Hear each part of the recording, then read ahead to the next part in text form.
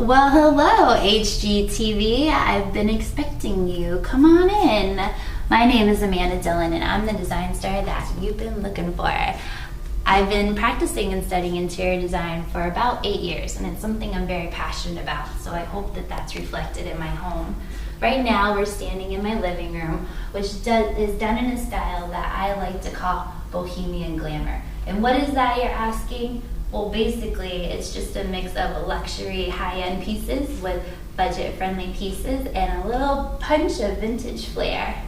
For example, over here, we have an iconic chair by Mies van der Rohe, and it's a classic piece that you see in a lot of high-end spaces. So it elevates the space and adds a lot of luxury to it.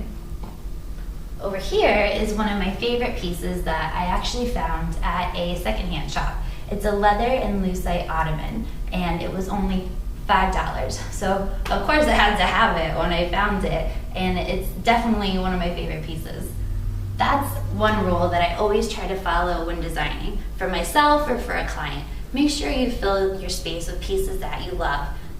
Don't just buy something because you need it, because you're just gonna end up replacing it. It's better to wait and find that piece that really speaks to you, and then you can't go wrong. You want your space to say, hey, welcome home, good to have you when you get home. And then you can relax and enjoy yourself.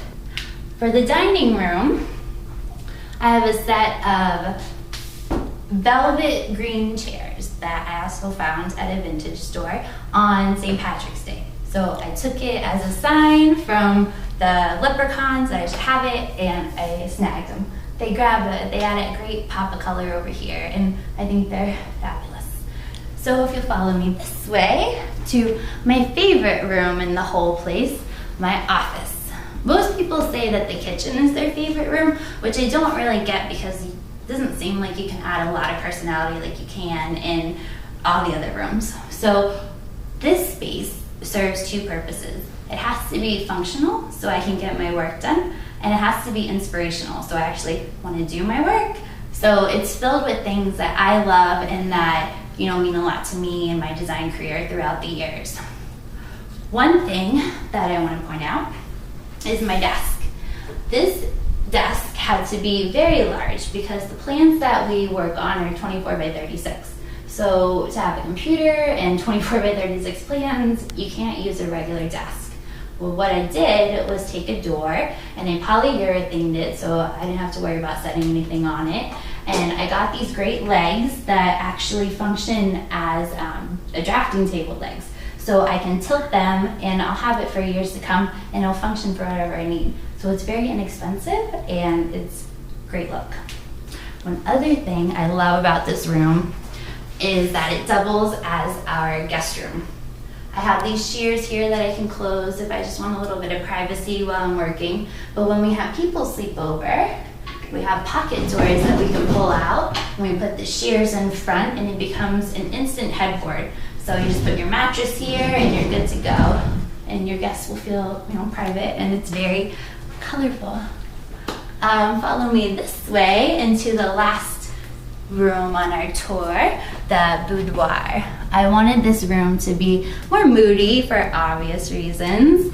So what we did was paint the walls a really dark color, and I added a citrus stripe at the bottom. And the reason I put it at the bottom was to just make it a little bit more unusual, and I think if it was at eye level, it would be way too distracting. It would be too bright and you wouldn't get a feel for the whole room.